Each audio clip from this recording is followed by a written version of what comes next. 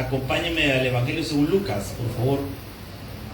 Vamos a ver un tema bastante extenso, largo, y lo vamos a tratar de resumir lo más que podamos. Acompáñenme a Lucas 17:24. Lucas capítulo 17, versículo 24. Hoy vamos a hablar escatología. ¿Y qué es eso? Como siempre hay personas que no han estado en algún estudio bíblico donde se ha mencionado esto, o nos están viendo a través de la transmisión y quizás es primera vez que nos sintonizan o algo por el estilo. Yo sé que la iglesia, usted como Tabernáculo Prados de Venecia 2 ya conoce esta palabra, está familiarizado con ella, pero la voy a volver a explicar. La palabra escatología es una palabra compuesta, griega, escatos y logos. Escatos significa eventos finales o final, y logos significa estudio. Es el estudio de los eventos finales que habla la palabra. Y el que abre paso a todos los eventos finales es el rapto de la iglesia. Veamos lo que dice la palabra, Lucas 17:24. ¿Lo tenemos, iglesia? Leemos la escritura en nombre del Padre, del Hijo y del Espíritu del Señor. Porque como el relámpago que al fulgurar resplandece desde el extremo del cielo hasta el otro, así también será el Hijo del Hombre en su día. Lo leemos una vez más, ¿qué le parece? Porque como el relámpago que al fulgurar resplandece desde un extremo del cielo hasta el otro, así también será el Hijo del Hombre en su día. Padre que estás en el cielo, permítanos en esta hora disfrutar de la palabra.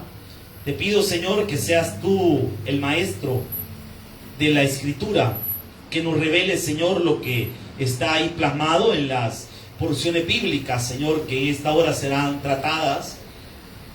Te pido que podamos aprender, que podamos disfrutar de la palabra. Te pido, Señor, la capacidad para explicar el mensaje en esta hora. Háblanos, Señor, necesitamos aprender de ti. Gracias, Dios, en el poderoso nombre de Jesús. Amén y amén. Puede tomar su asiento. Junto con Mateo 24, este capítulo 17 de Lucas, junto con Mateo 24, son dos pasajes de la Biblia que deberíamos de estudiar con lupa, así detalladamente, detenidamente, punto a punto, coma a coma, palabra por palabra, porque ahí encontramos uno de los mayores misterios. ¿Y cuál es el mayor misterio? La venida de Cristo. La venida de Cristo tiene dos partes. Su primera venida fue en el periodo en que fue profetizado que Él iba a venir para morir por nuestros pecados. Pero la Biblia nos habla proféticamente de que habrá una segunda venida. Pero esta segunda venida, al igual que la primera, tiene varias partes. Porque la primera vez que viene Jesús, Jesús nace, crece, tiene un ministerio que dura 3 años y medio, donde va a predicar por todas partes, muere, resucita, asciende a los cielos. Todo esto que acabo de mencionar, todo lo que acabo de hablar, comprende la primera venida. La segunda venida de Cristo, de igual manera, está compuesta por varias partes. Los teólogos y conocedores de la palabra han debatido por años el orden de los eventos escatológicos. No ponemos en duda los eventos escatológicos, pero lo que sí se pone en criterio para poder tratar de entenderlo son el orden de los eventos que van a suceder, que narrados por las Sagradas Escrituras. Hay 4 posturas específicas. Miren, cuando hablamos de posturas teológicas, no estamos hablando de verdades teológicas. Estamos hablando de ideas, lo que conoceríamos quizás como hipótesis. ¿Qué es una hipótesis? Una idea, una forma de explicar algo. No necesariamente es así, es una idea de lo que podría ser. Las posturas teológicas, de igual manera, son ideas de lo que podría ser. ¿Por qué en la escatología todos son ideas de lo que podría ser? Porque no han pasado todavía, hermano. Y mientras no pase, no podemos aseverar y decir estrictamente esto es así y punto. Son ideas. En escatología, cuando se estudia esta materia, a uno le dicen, en escatología nadie tiene la última palabra más que Dios. ¿Qué significa eso? Que el único que podría ordenar estos eventos de manera precisa es el Señor. Pero esto que acabo de mencionar no quita que hay una postura teológica que es la más sustentable bíblicamente hablando, la más fuerte y la más lógica. Pero antes de decirle cuál es, le voy a presentar las cuatro. La primera se llama premileniarismo. El premileniarismo, eso no lo voy a encontrar ahí, no lo puse, me olvidó. El premileniarismo es la idea de que hay un rapto secreto, que posteriormente al rapto secreto inicia un periodo de tribulación de 7 años, finalizando con el advenimiento del Señor cuando Él ponga su pie en el monte de los olivos. A esa postura, de ese orden que acabo de mencionar, se le conoce como premileniarismo. Amén.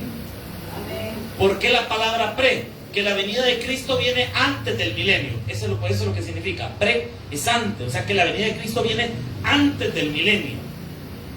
¿Qué es el milenio? Ya te lo voy a explicar. La segunda postura se llama medmileniarismo o medio mileniarismo. ¿Cuál es esa idea? Esa idea es que van a haber 3 años de lo que se conoce en la Biblia como el principio de dolores. A la mitad de la tribulación, exactamente a los 3 años y medio, antes de empezar el periodo de la ira, va a venir el Señor y se va a llevar a su iglesia. Es decir, que la iglesia experimentaría los primeros 3 años y medio de tribulación, pero no la ira en sí del Señor, que son los últimos 3 años y medio de tribulación. Está una tercera idea. ¿Cuál es esa? Se llama postmileniarismo. Quiero que lo vaya viendo como que si aquí tuviéramos una pizarra.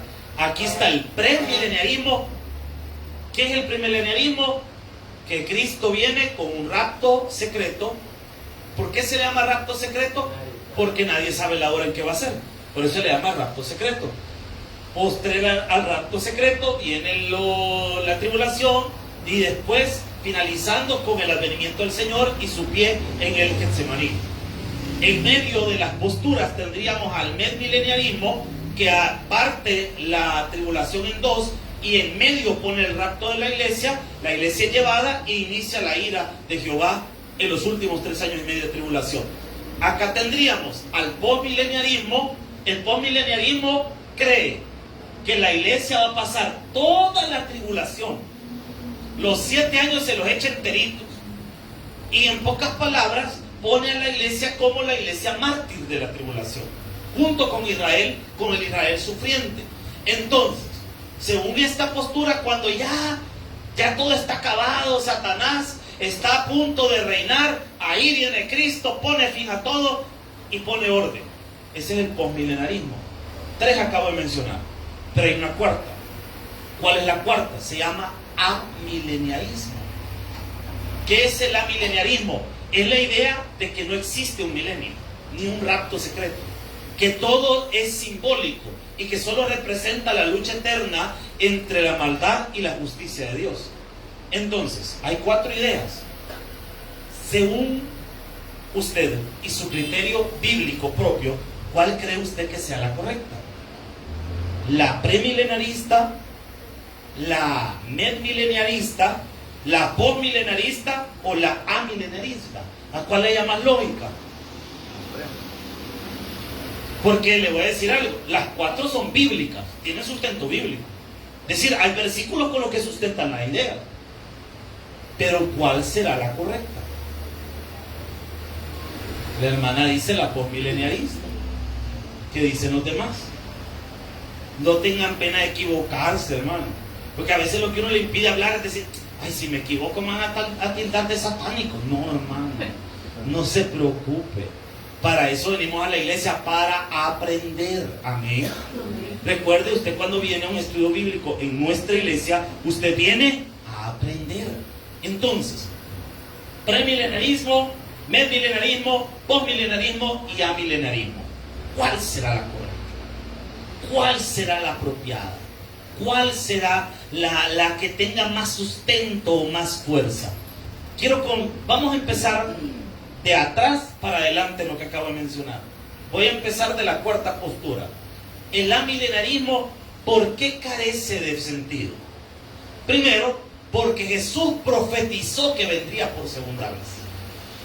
Y Jesús no está hablando alegóricamente. Jesús está profetizando que volvería. Por eso dice, y volveré y os tomaré a mí mismo, dice el Señor. O sea, Él va a volver. Allá en Juan 14. Entonces Él profetizó que iba a volver. Entonces la cuarta postura la podemos ir descartando. La mencioné para que usted conozca que hay más ideas acerca de esto. Y no se sorprenda cuando de repente escucha a alguien decir en internet, o un vecino, o incluso en una predicación, usted puede llegar a escuchar a alguien que diga, no existe el rapto. ¿Ok? Usted ya sabe que esa ideología se llama amilenarismo. ¿Cómo se llama esa idea? Amilenarismo. Y ya sabemos que están locos los que creen eso. El postmilenarismo. ¿Por qué el postmilenarismo no podemos afirmarlo como la doctrina correcta milenial? Por una sencilla razón. La Biblia dice que nos hará salvos de la ira. Así lo dice. ¿Y qué es la ira? La tribulación. Entonces no es posible que la iglesia atraviese la tribulación. ¿Quiénes son postmilenaristas? Una muy buena pregunta. Los adventistas. La iglesia adventista del séptimo día, que por cierto es una secta, déjenme comentarlo, ellos creen que van a ser la iglesia sufriente en la tribulación. De hecho, yo estudié allá, no me acuerdo si primero, segundo, tercer grado, no me acuerdo, en un colegio adventista. Y me recuerdo que en la materia de religión nos enseñaron en un folletito que íbamos a estar encarcelados y que nos iban a meter presos y un montón de volados. Ya quizás nos iban preparando, ya sea para la tribulación o para el secot, no sé para cuál de las dos, pero ya lo iban preparando a uno, hermano. Entonces, mire, el postmilenarismo, su problema es que pone a la iglesia en la tribulación y el Señor nos hace libres de la ira. Entonces, el postmilenarismo lo podemos hacer a un lado, aunque es una postura muy fuerte por su contenido. El medmileniarismo tiene el mismo problema que el post, porque nos pone a la iglesia en el periodo de tribulación. Y el problema es que la Biblia dice que nos hará salvos de la ira. Pero el que cree en esta idea dice, no, pero es que la ira son los últimos 3 años y medio. Los otros son principios de dolores. Pero la Escritura nos habla a nosotros que Dios va a preservar a su iglesia. ¿Por qué la iglesia no puede pasar o no debería pasar en la tribulación? Porque ha sido redimida de sus pecados. ¿Me está entendiendo, iglesia? Entonces nos quedamos con el pretribulación y el premilenarismo. ¿Y qué es el premilenarismo? Es lo que nosotros creemos como iglesia. El premilenarismo responde a otra gran doctrina bíblica que se llama el dispensacionalismo. ¿Y qué es eso? La idea de que en la Biblia hay etapas que Dios ha ido formando al hombre. Quizás una de las cosas, de las más marcadas que podríamos tener en nuestra mente, es que hay un periodo donde reinó la ley, que es el periodo de la ley, y estamos ahora en el periodo de la ¿qué? De la gracia. ¿De dónde sacamos esa idea? Obviamente de la Biblia, pero de esta postura teológica conocida como el dispensacionalismo. Del dispensacionalismo se extrae lo que nosotros ahora estamos estudiando como el panorama escatológico. ¿Me estoy dando a entender, iglesia? Ahora, ¿qué es el panorama escatológico? Miren, yo como no tengo pizarra aquí, fíjense, algún día vamos a tener ese programa bien chivo que sirve para dibujar en las pantallas. Un día lo vamos a tener. Pero se me ocurrió tomarle una foto a un volado que yo estaba armando hace un rato. Si usted ve este relajo, es como que lo hubiera escrito en la pizarra. En mi letra mal hecha y todo el relajo, pero esto me va a servir para explicarle a usted lo que dice Lucas. Porque para entender lo que está ahí en Lucas, primero tenemos que entender esto. Al entender esto, vamos a entender lo que Lucas ha puesto ahí. ¿Qué es entonces el panorama escatológico? Esta serie, no sé si lo puede alargar, ¿no? Así, que se vea todo. Cabal. Esto que tenemos acá es el panorama escatológico a su manera más sencilla y práctica de entender.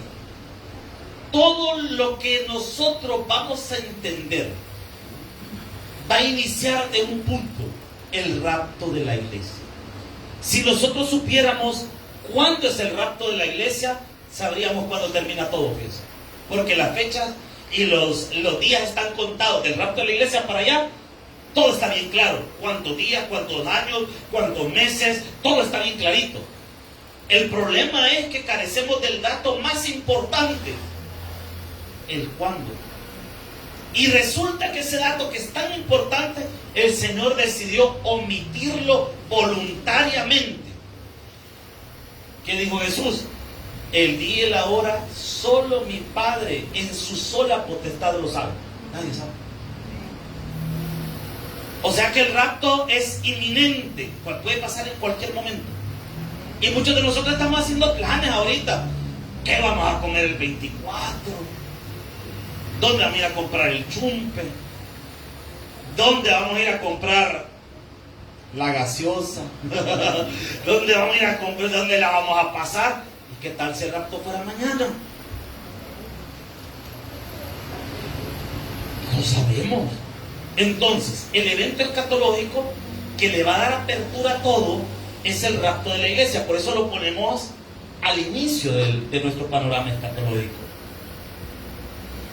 Para entender el panorama escatológico está dividido en dos partes. La parte de arriba corresponde a los eventos en el cielo, mientras que la parte de abajo corresponde a los eventos en la tierra. El rapto de la iglesia va a ocurrir, subimos con Cristo al cielo. Eso lo encontramos profetizado en la primera carta a los Tesalonicenses, capítulo 4, versículos del 13 en adelante. Vamos a recibir, mientras estamos siendo raptados por el Señor, vamos a recibir un cuerpo glorificado. La Biblia no dice cuerpo nuevo, la Biblia dice cuerpo glorificado. La Biblia nos abre el panorama y nos explica más o menos cómo va a ser este cuerpo. ¿Por qué digo más o menos? Porque Dios no es exhaustivo en su revelación, pero sí nos pinta un poquito una idea de lo que podría ser. Dice que será nuestro cuerpo glorificado como el de Jesús cuando resucitó. O sea que para entender cómo va a ser nuestro cuerpo glorificado, debemos entender cómo era el cuerpo del Cristo resucitado. Pero ese es estudio para otro día, bien. Hay que estudiar un montón de cosas. Entonces, estamos acá y ya dividimos en dos. En el cielo hay dos eventos grandes. El primero es el bemá de Cristo o el tribunal de Cristo, donde todos nosotros que somos hermanos, ¿cuántos hermanos estamos en la casa del Señor? Todos nosotros vamos a compadecer ante el Señor. Pero ¿para qué nos vamos? Ay, pastor, o sea que puedo perder la salvación. No, no es para eso. Es para premiar lo que hicimos aquí en la tierra. O sea que algunos de nosotros nos vamos a alegrar y otros nos vamos a afligir, ¿no? Porque si no hemos hecho nada bueno para el reino, entonces no espere tener coronas allá. Amén. Porque allá es para recibir coronas, el bemá de Cristo. Después pasamos a las bodas del Cordero, donde la iglesia se va a casar con el Señor. Ahorita nosotros somos la novia del Cordero, pero allá en el cielo vamos a ser la esposa. Es otra onda. Ahorita es la novia.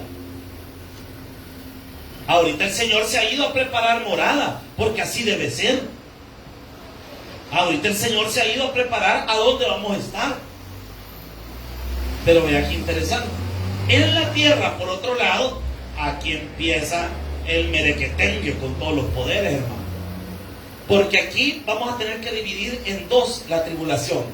Principio de dolores, los primeros 3 años y medio, y la ira del Señor. Al periodo de los 7 años de tribulación, la Biblia le da diferentes nombres.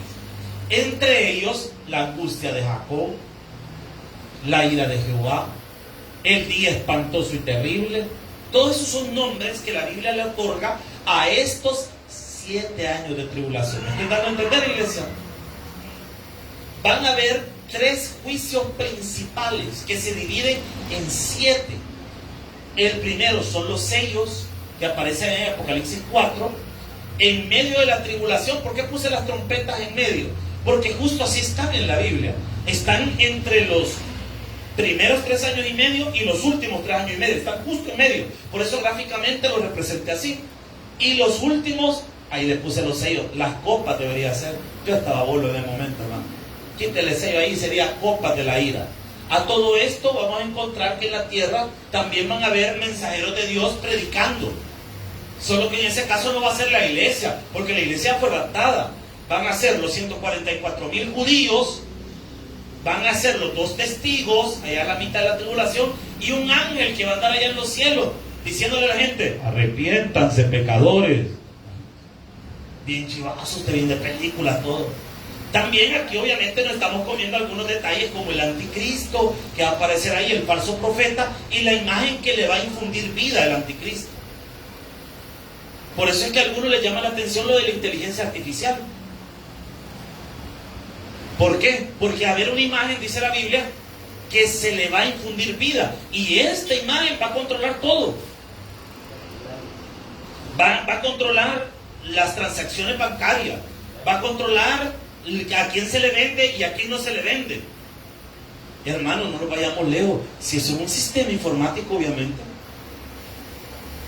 Y hace unos años atrás, oír de inteligencia artificial, alguien decía, eso suena bien futurista. Uno cuando oye inteligencia artificial se imaginaba a Arnold Schwarzenegger, ¿verdad? El Terminator, ¿va? O sea, eso es lo que uno se imaginaba por inteligencia artificial. Pero ahora en la actualidad, ¿para qué sirve la inteligencia artificial? Para hacer canciones. Pero bueno, entonces mire, hermano, estas cosas van a ir evolucionando y se van a convertir en lo que dice la Biblia. Al final de la tribulación, Israel, porque mire, Israel hasta ahorita, si este Israel, el que está ahorita habitando la zona de donde es Israel, es el último Israel, el que va a aparecer en las profecías, los van a vencer. Y los van a topar al cerco. Tanto que dice la Biblia que Satanás, el anticristo, el falso profeta, van a unir a todas las naciones para ir a destruir a Israel. Y vea que yuca esto, hermano, porque dice la Biblia que los van a topar tanto al cerco que están a punto de perder en la famosa batalla de Armagedón. ¿Qué es la batalla de Armagedón? Es una palabra compuesta, Ar-Megido, el monte de Megido, es una planicie. ¿Qué va a pasar ahí? El Señor va a venir y con su palabra va a destruir a todos los ejércitos. Después de eso viene el juicio de las naciones vivientes. Ahí en Mateo capítulo 25, versículo del 31 al 46. ¿Qué es el juicio de las naciones vivientes? Es donde el Señor va a determinar quiénes van a entrar vivos al milenio. Y ahí empieza el famoso reino milenial. ¿Qué es eso? Que por 1000 años Jesús va a reinar en esta tierra. 1000 años, cabal. Miren, al falso profeta, a la imagen chuca del anticristo y al anticristo los van a aventar vivos para que estrenen el lago de fuego. Vivitos los van a tirar ahí, que zancochen primero, que lo estrenen. ¿Qué le va a pasar al cachudo? Al cachudo lo van a amarrar porque ahorita anda suelto, molestando, arruinando familias, destruyendo naciones, poniendo guerra. Todo eso lo haciendo el cachudo. Pero en el reino milenial lo van a amarrar y lo van a aventar a un lugar que ya lo estudiamos nosotros, a las prisiones de oscuridad. ¿Se recuerda cuando vimos lo de Lucas? Allá lo van a aventar ese hoyo y va a pasar preso ahí 1000 años. Pero después de 1000 años el Señor va a permitir que se desate y vuelva a engañar a las naciones para la famosa batalla de Gog y Magog. Después de la batalla de Gog y Magog, el Señor va a venir y va a instaurar lo que se conoce como el juicio final. ¿Qué es el juicio final? El juicio del gran trono blanco, donde van a ser, ojo con lo que voy a decir, amado, van a ser, los que van a ser juzgados son todos los pecadores, desde Caín hasta el último pecador del milenio. Porque les voy a decir algo, en el milenio va a haber gente que va a estar viva, así como nosotros, con el pecado de Adán todavía. Y la iglesia, nosotros vamos a hacer lo que Jesús dijo: reyes y sacerdotes para Dios. Amén, iglesia.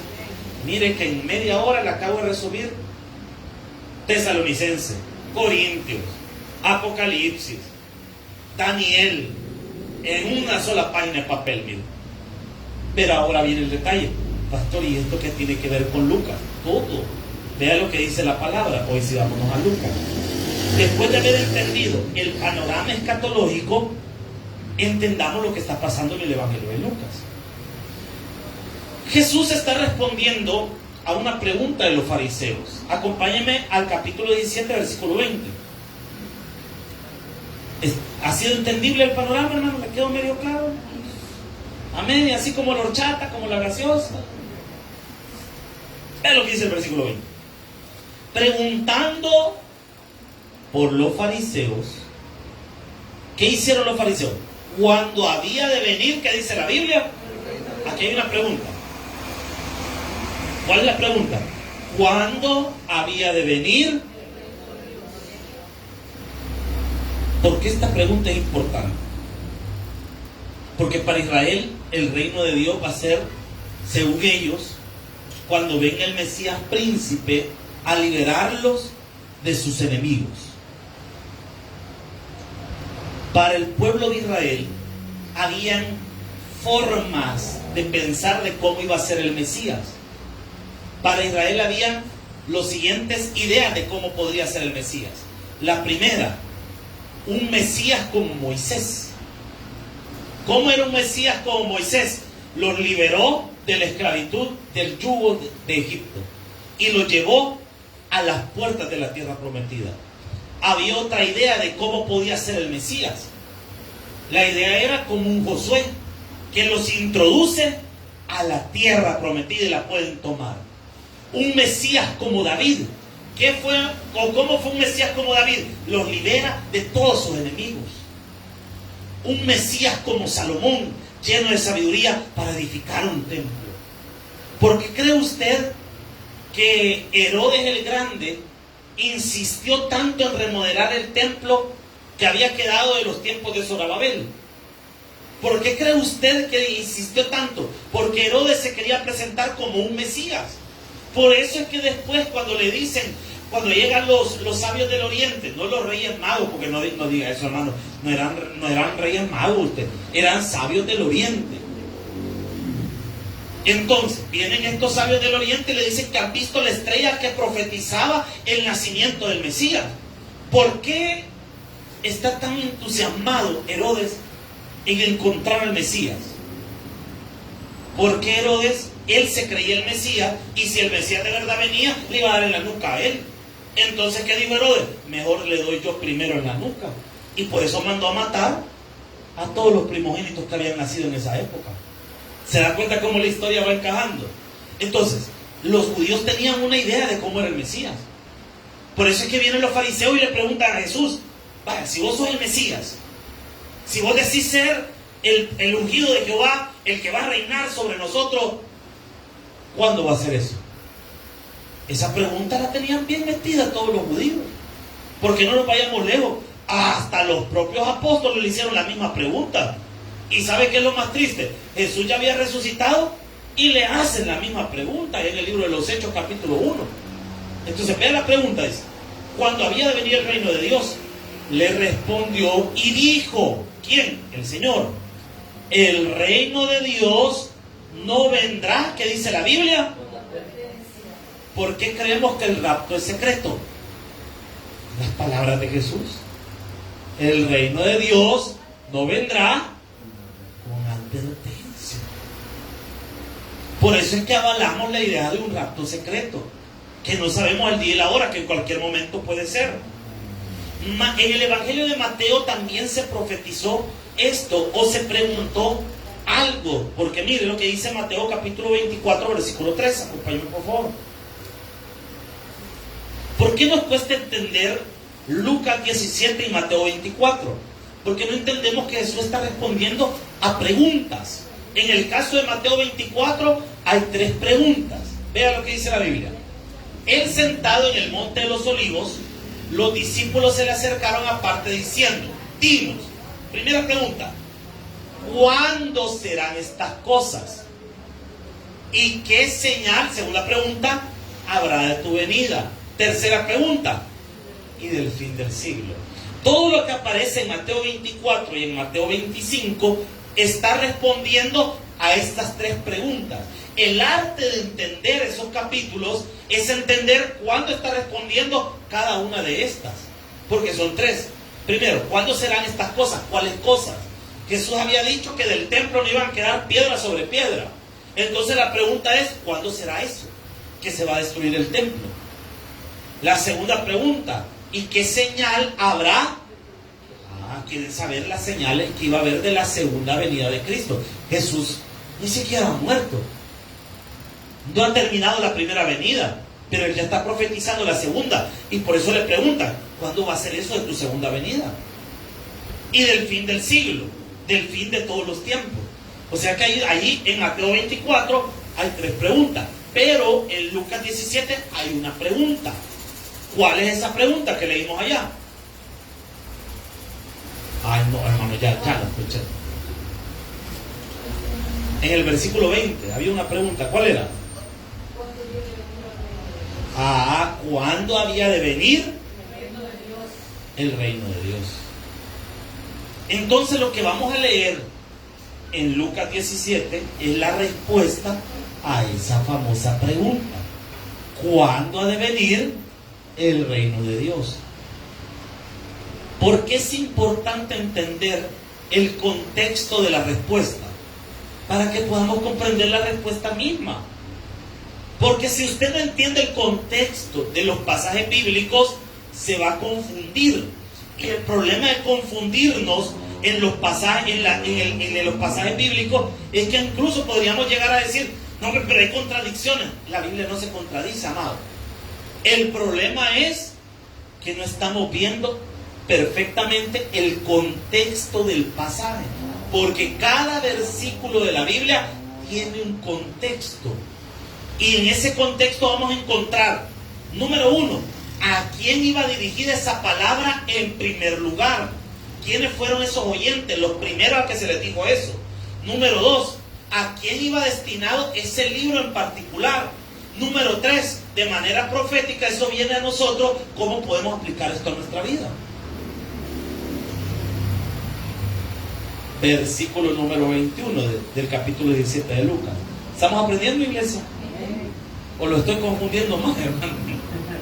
Espero no confundirlo. Vale. ¿Recuerda cuál era la pregunta, hermano?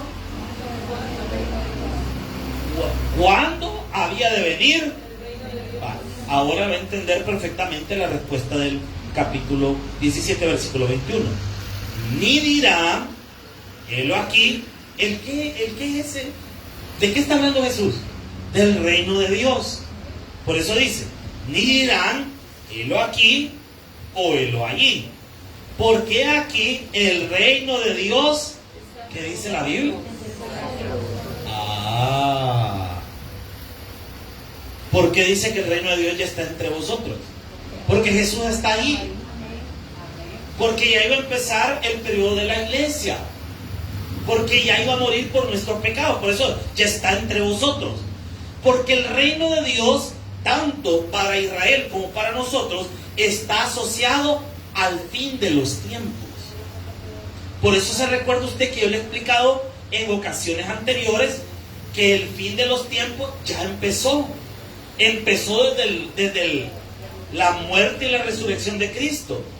Todo este periodo de tiempo, desde la muerte y resurrección de Cristo para adelante, son los tiempos del fin. Versículo 22. Y dijo: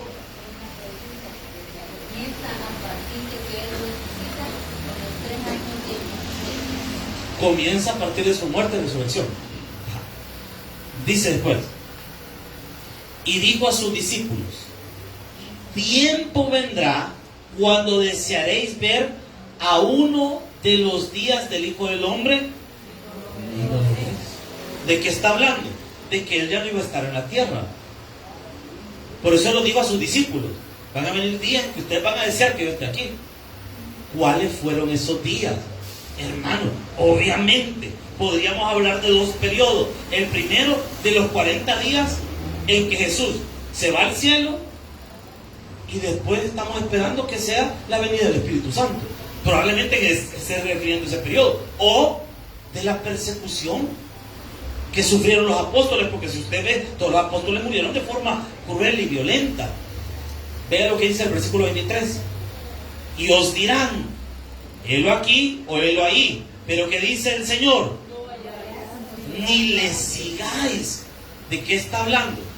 De aquellas personas. Jesús está profetizando que iban a haber un montón de gente diciendo que era el Mesías. Prueba de ello es que a lo largo de la historia ha habido un montón de gente que dice que son Jesús. Ahorita actualmente hay varias personas que afirman ser Jesús. Hay uno allá en Rusia, uno en las Filipinas y un montón de gente. Pero ¿qué dice Cristo? De esas personas que dicen ser el Mesías, no vayáis ni le sigáis.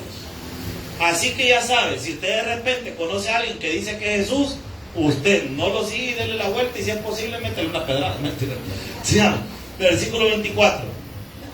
Porque como el relámpago que al fulgurar resplandece, volado que se ve así, desde un extremo del cielo hasta el otro, así también será el Hijo del Hombre.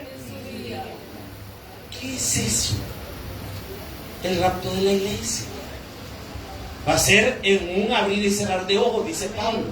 Jesús utiliza otra figura, el resplandor de un rayo. Usted lo ve, y pasó rápido. Entonces está hablando de la rapidez del rapto de la iglesia. Lo mismo que Pablo va a utilizar después, pero con otra figura, hablando de un abrir y cerrar de ojos. Versículo 25, aquí habla de su primera venida. Vean qué interesante cómo es subordinando la idea.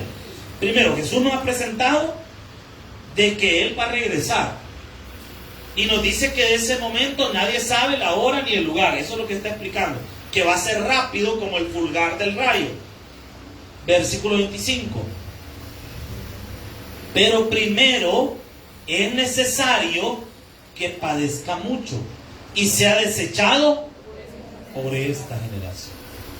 Jesús en la plática hace un intervalo, hace un paréntesis. ¿Y cuál es el paréntesis que hace el Señor? Dice, pero primero, antes de la segunda venida, es necesario. ¿Qué era necesario que pasara?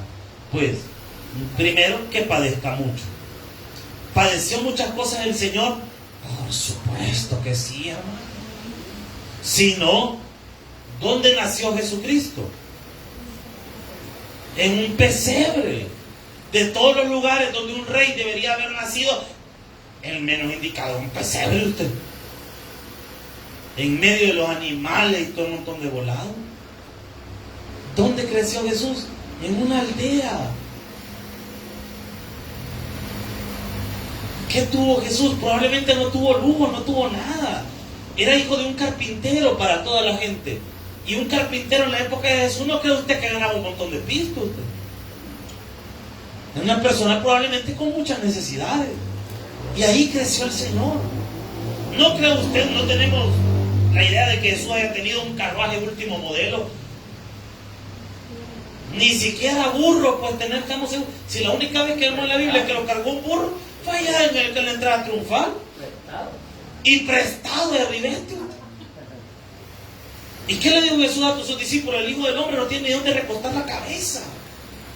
¿Padeció muchas cosas? Por supuesto que sí. Desprecio de la gente. Si no me cree, en el Evangelio de Lucas usted va a encontrar un montón de veces que a Jesús lo intentaron matar. Y Jesús se le fue. ¿Padeció muchas cosas? Por supuesto. Es que nosotros cuando los padecimientos de Cristo solo pensamos en la crucifixión, pero no pensamos en todo el montón de cosas que vivió durante su ministerio terrenal. Necesidades. ¿Usted cree que a Jesús no le dolió saber que Judas lo iba a traicionar? Por supuesto, y no le decía amigo, pues. Sí le dolió. Se padeció muchas cosas. Dice, y se ha desechado. O sea, el Señor ya sabía que el pueblo de Israel lo iba a despreciar. Hasta el día de hoy. para el pueblo de Israel la idea del Mesías a la manera de Jesús, les parece una locura. No lo creen, porque ellos están aferrados tanto a su idea de Mesías, que están esperando de que venga un Mesías que los liberte de todas esas naciones que los oprimen. Lastimosamente esa es la idea judía. Y tristemente, voy a decir, y voy a poner una pequeña aplicación para nuestra vida, tristemente a veces también nuestra idea, porque nosotros vemos a Jesús solo como un libertador, pero no como nuestro Señor completamente. No, yo sé que mi Dios me va a sacar de mis problemas. Ah, usted lo está viendo solo como un libertador. Pero ¿qué tal si el Señor nos dice: yo quiero que pases ese problema porque ahí vas a aprender? No, mi Dios no es así. ¿Se da cuenta? Estamos igual que el pueblo de Israel. Solo lo vemos como un libertador. Pero ¿qué tal si el libertador quiere que pasemos por ese momento? Porque eso nos va a ayudar a crecer. Hay situaciones de nuestra vida que Dios las ha permitido porque son para nuestro crecimiento. Y no es que Dios sea malo, ni que no nos pueda liberar. Lo que pasa es que eso era necesario que nos pasara. Aló, estamos acá. Mire, lo veo nosotros, aquí en la iglesia. Usted conoce la historia, yo no tengo que explicársela, pero le puedo resumir en esto. Si los eventos que llevaron a que la iglesia se abriera, esta iglesia se abriera, no hubieran pasado en el orden que pasaron, no estuviéramos aquí. Era necesario que las cosas pasaran exactamente como pasaron. ¿Para qué? Para que esto estuviera. Pregúnteme si hace 3 años yo me hubiera deducido las cosas así. No. Si en el momento que uno está en el agüito, lo mira el agüito. Pero Dios sabe por qué.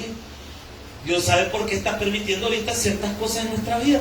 Dios tiene el control, hermano. Más adelante lo vamos a entender. Ahora, volviendo a nuestro estudio, dejando a un lado la aplicación que acabamos de tener. ¿Cuál es el preámbulo de la segunda venida de Jesús? ¿Qué es lo por qué era necesario que la primera venida fuera así? Necesariamente que muriera así en la cruz del Calvario y todo. Gálatas 1:4, vea lo que dice la palabra. Gálatas 1:4. El cual se dio, ¿qué dice la Biblia? O sea que no fueron los romanos que lo agarraron y lo mataron. Él se entregó a sí mismo, dice la Biblia. No es que de repente Judas la hizo y lo logró agarrar. Él se entregó. Porque la gente dice, es que Jesús fue el primer revolucionario y por eso lo mataron. No, es que a Jesús, Él se entregó. No es que lo agarraron y aquí venimos y lo agarramos y ya lo apresamos. No, Él se entregó. Por eso la Biblia es clara, dice, el cual se dio a sí mismo por nuestros pecados, para librarnos del presente siglo malo. ¿Para librarnos de qué? De la condenación. Y dice, conforme a la voluntad de nuestro Dios. O sea que Jesús murió por designación del Padre. No fue un producto de la suerte. Cuando Jesús vino al mundo ya sabía lo que venía. Es más, en el mismo día de su nacimiento se estaba profetizando su muerte. Se recuerda a los 3 presentes que trajeron los sabios del oriente: oro, mirra, ¿qué más? Incienso. Estas 3 cosas tienen un significado. El oro, porque era el rey, el Mesías prometido, el príncipe, por eso el oro. El otro elemento, el incienso, porque es el sumo sacerdote según el orden de Melquisedec. Y el tercero, pero la mirra, ese debe haber sido yo creo que para María ha de haber sido el regalo más amargo, porque la mirra se utilizaba para embalsamar los cuerpos de los muertos. Miren qué terrible. Imagínense, es para que me entienda. Es como que si usted ha dado a luz un hijo y de los regalos que le dieron al niño por haber nacido, le den una caja de muertos. Así es, exactamente así, lo mismo. ¿Se imagina usted la cara de María cuando vio eso? Que de repente acaba de dar a luz la mujer, pues, y de repente le ponen el oro, el rey. El incienso es el sacerdote según el orden de Melquisedec, y aparece aquel con la mirra. Esa criatura que acaba de nacer, ya están profetizando que se iba a morir. Fuerte, ¿sí o no, hermano? Entonces, por eso la palabra del Señor es clara, que las cosas tenían que pasar así. ¿Cómo iba a ser el comportamiento? Vea cómo Lucas profetiza.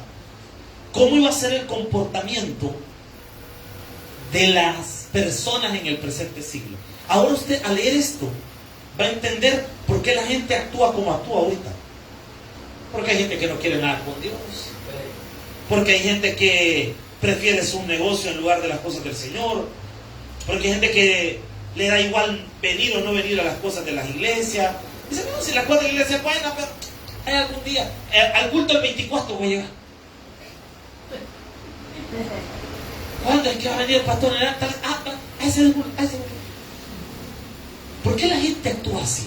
Vean lo que profetiza la palabra del Señor. Miren, se me salió lo español, profetista.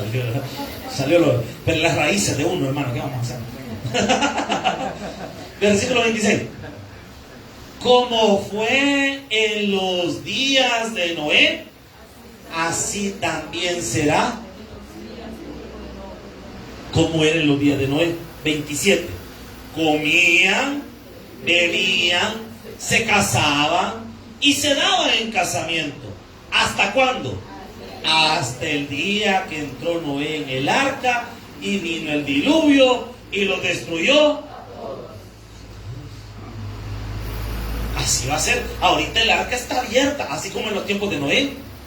Si el arca pasó como 100 años abierta, y la gente pasaba y veía el arca abierta y decía, no es loco, dice que va a llover.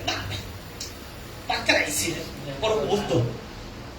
No, hombre, Noé, viví la vida. ¿Y qué hacer metido en esa arca, vos? Clavando ahí. No, es que ya va a llover, ya va a caer esa tormenta. Nos está chollado. Desde hace cuánto vengo oyendo, yo imagino a la gente en el tiempo de Noé, desde hace cuánto vengo oyendo de que va a llover y nunca llueve. ¿No les resultan parecidas esas palabras? Desde hace cuánto dicen los cristianos que Jesús va a venir y nunca viene. Exactamente lo mismo, como en los días de Noé. ¿Y qué está haciendo la gente ahorita? Comiendo, bebiendo, viviendo su vida. Le vale a la gente las cosas de Dios. No le interesa. Y nos ponemos nosotros en la puerta, hermano, venga, bienvenido, véngase. Y la gente, ¿cómo nos ve? Como que estamos locos. No me vas a mentir. Hay familiares de nosotros que nos dicen, ¿y qué haces tanto en la iglesia, hombre? Si solo anda el domingo. De vez en cuando podás. Viví tu vida. Andá volcatenango. Andá a ser tal volado. Andá a pasear si el domingo es para salir a vagar. Si andás a hacer tal cosa. ¿Y por qué estás un día jueves? Y no, ya fuiste el miércoles, pues. Y no, ya fuiste el lunes. ¿Para qué vas a llegar el jueves? Lo peor que al mismo indio vas a escuchar, ¿no? ¿Y por qué? La gente no lo entiende. ¿Por qué? Porque ellos están como en los días de Noé. Y mira lo que dice la palabra. Jesús compara otra cosa, versículo 28. Asimismo como sucedió en los días de Lot. Comían, bebían, compraban, vendían, plantaban, edificaban. ¿No les parece parecido? 29. Mas el día en que Lot salió de Sodoma, llovió del cielo fuego, azufre, y los destruyó. Así va a pasar. Un día las puertas de la iglesia se van a cerrar. Pero no porque nos vamos para la casa. Se va a cerrar porque Dios nos llevó. Y ese día la gente va a desear entrar y no va a poder. ¿Por qué? Porque ya el Señor se llevó su iglesia. Ahorita las cosas son por gracia, después las cosas tienen otro costo. Por eso es importante. Y vea cómo el Señor profetiza el rapto de su iglesia. Versículo 31. En aquel día, aquí esto ya es parte del rapto de la iglesia, el que esté en la azotea y sus bienes en casa, no descienda a tomarlos. Es el que se quedó en la tribulación. Y el que en el campo asimismo no vuelva atrás, acordado de la mujer de Lot. Todo aquel que procure salvar su vida, esto es un mensaje que dice la Biblia, y todo aquel que la pierda. ¿Por qué dice esto el Señor?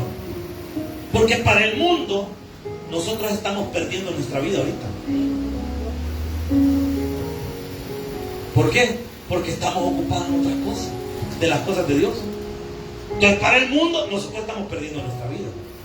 Pero ¿qué dice el Señor? El que pierda su vida la salvará. Pero el que la guarda, es decir, aquel que la vive y dice, no, yo no voy a dedicarme a Dios, no. Yo creo que con ser buena gente basta. Yo ayudo al prójimo, yo cuando veo a alguien en la calle le regalo pisto. La familia ya, yo un día la vi que no tenían plata, entonces yo fui al súper y les compré un par de volados. Este es el que cree bueno.